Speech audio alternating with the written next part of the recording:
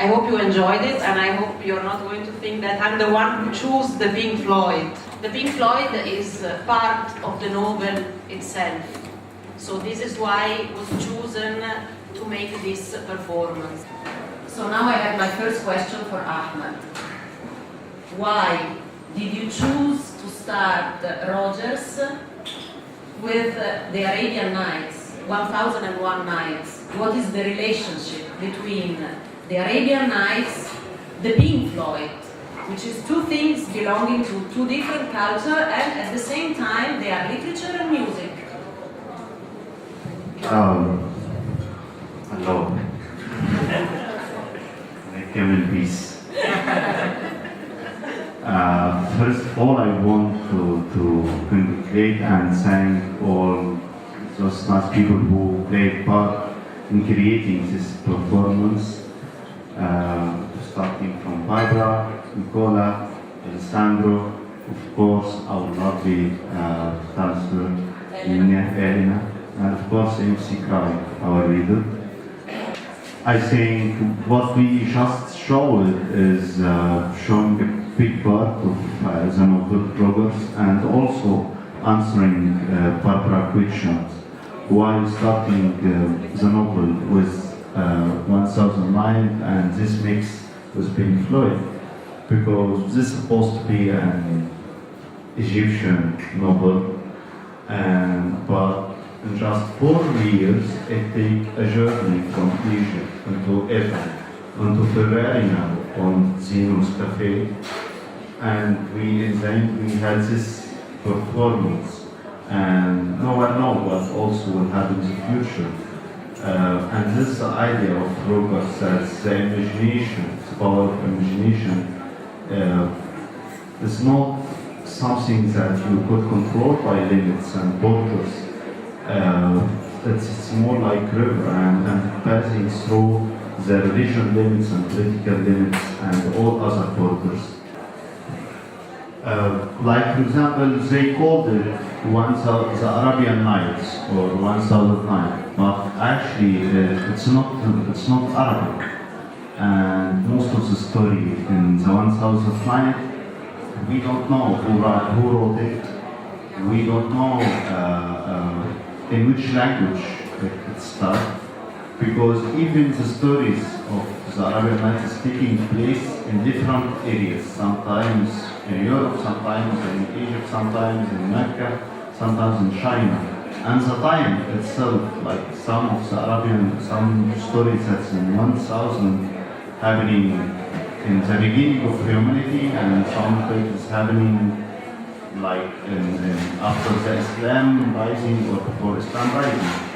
And that's the reason why I got fascinated all the time by 1009, because it's a novel that you feel that it gets written by a lot of people, and it shows how can this fluid or labor of imagination can create in the end a really false portrait for them story. I have questions for Barbara. Like, I know Barbara for more than 40 years, but we didn't ever talk about that.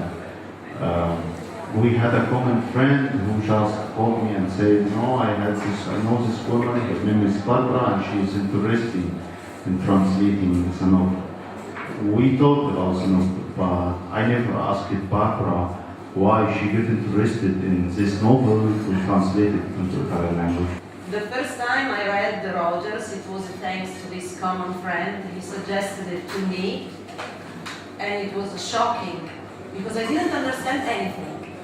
And I asked myself, is it my Arabic, which is poor, or is it maybe my expectation, which are completely different from what I'm reading? This is why I'm not understanding it. And thanks God, alhamdulillah, I discovered that my Arabic was not poor, but it was a matter of expectation. I was expecting the typical novel, beginning, something happened, and then an end. That could be a happy end or whatever. While Rogers is not like that at all. If I can use this expression, I would say that Rogers is like a melting pot. Inside it you can find anything from culture. What I mean is you find music, you find literature, you find cartoons, you find poetry, and not necessarily from Arabic countries. You find it, I mean, the 21st century culture is inside Rogers. So, in order to understand and to start translating it, I had to read it, I have to be honest, 7 times. Because I was reading it in another language, and then I had to understand it first, in order to suggest it to Chiara Stella, the editor. So in order to explain her what I was going to translate, I had to understand it me, myself. This doesn't mean that when you are going to read Rogers, you will not understand. I didn't mean that. But what really interested me is that I never read anything like that before. And it was not a matter of anything like that before in Arabic. Anything like that before at all. So I decided to translate it. It was a challenge for me, and also because I think that it deserves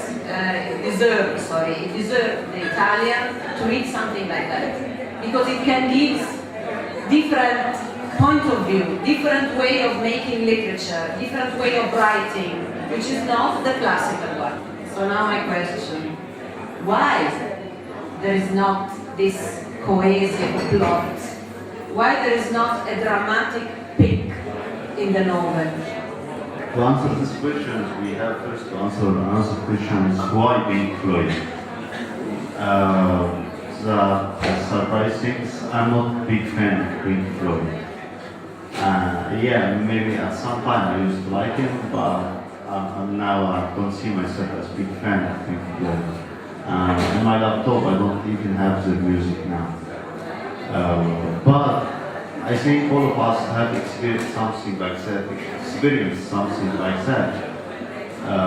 Pink Floyd is one of the things that whoever you are, whatever you are from, at some time in your life you will have this friend who will come and tell you, dude, listen to this music, and this is the real music.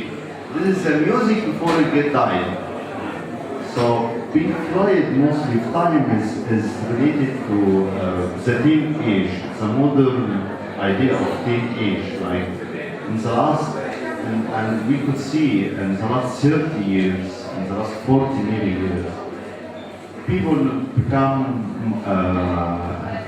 because of the globalization and all this involvement in communication tools, people become very interested in many similar things. So Pink Floyd is a book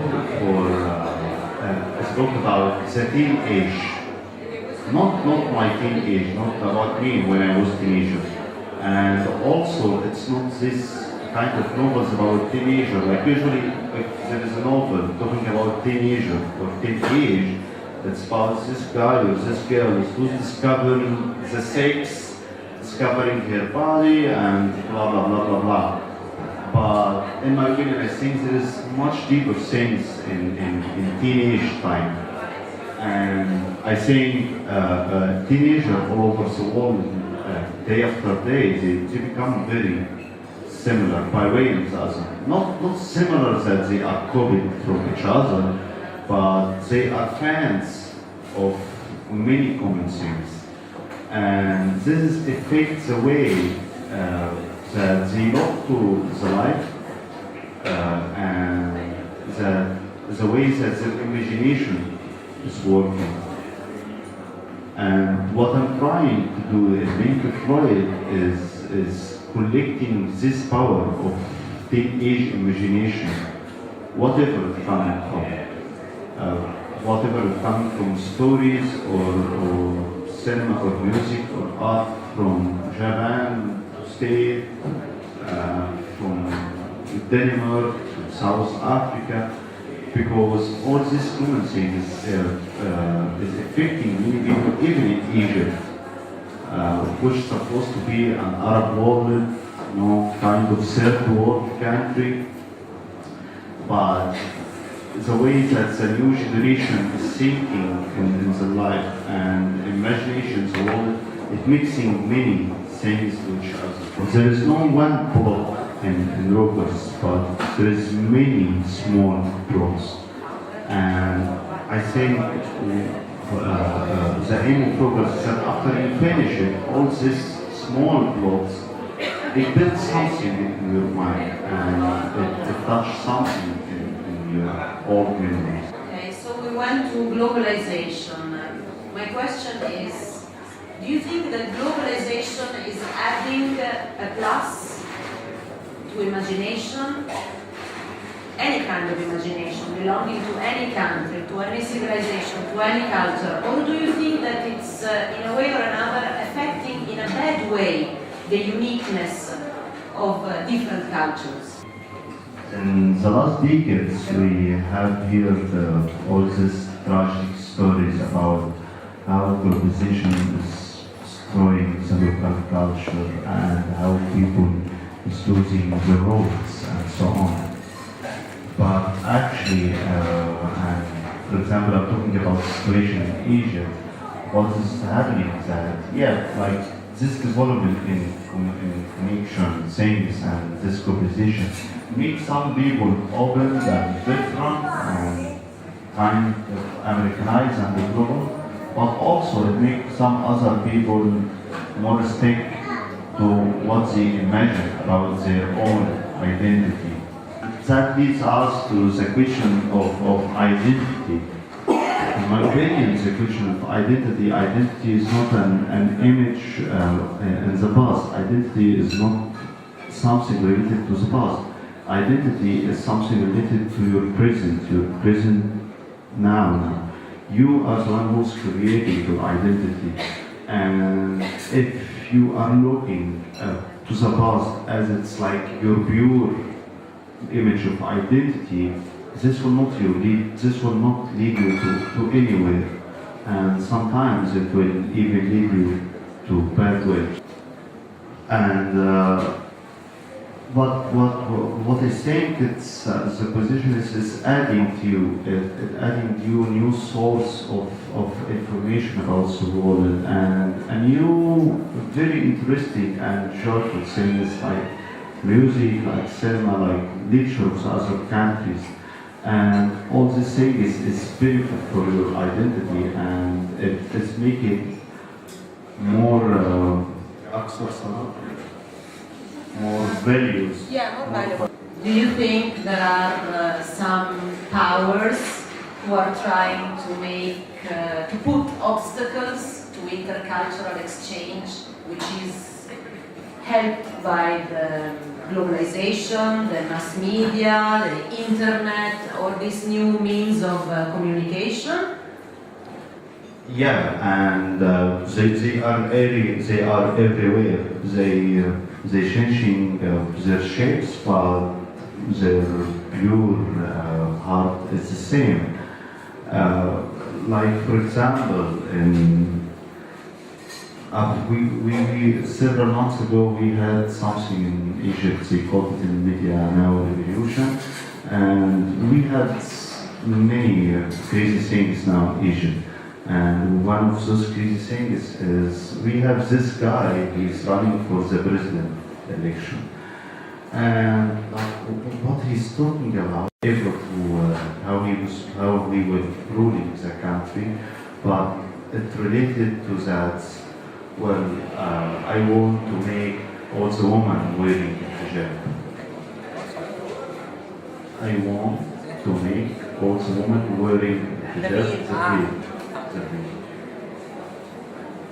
Or so on. He had an imagination of Egyptian and Islamic identity, and he wanted to make all the people like what he is imagining of the right society. And in France, for example, we have this woman called, her name is Marie Le Pen. And Marie Le Pen. And it's the same, like Marie Le Pen has this picture about the pure French European identity. And she says that anyone who will not accept this picture or this image of identity, you have to go out. Of course, they are different. Of course, this guy always wearing a white calabash and he has a beard, and Mary Levine is wearing in Egypt. But the tools are against any external interfere, and also they want also people wearing what they wear. We go back to imagination, and it's the last question. Do you think that this uprising or revolution, some people call them uprising, some others call them revolution, whatever, that are taking place now in North Africa and the Middle East, do you think that they are clashes of imagination? I mean, dictators' imagination against people's imagination? Yeah, of course. I think, in my opinion, and many other people analyze an opinion, what happened in Egypt and what is happening also. What is happening in all Middle East is something coming from the imagination world. Because people were going out without knowing what they are going to do. I mean, there weren't any kind of ideology behind all what's going on. It's not a social revolution, and there is no ideologies moving it or moving the people. And but people just have like this dream of returning back to the street, of re-owning back to the streets and the future. And until now, they don't know what after that, what will they do. Because in the end, what really is pushing them is this power of imagination. And yes, some image and some dreams in this power of imagination maybe look very, very bad.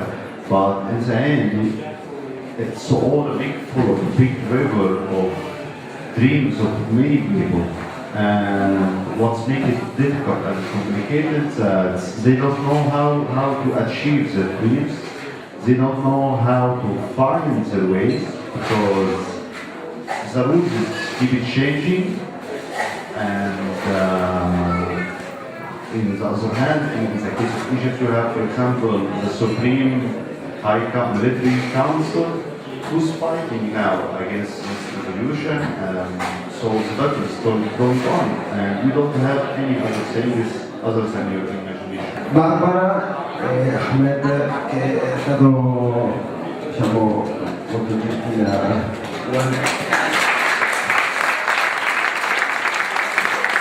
Ovviamente quindi abbiamo partecipato al forum.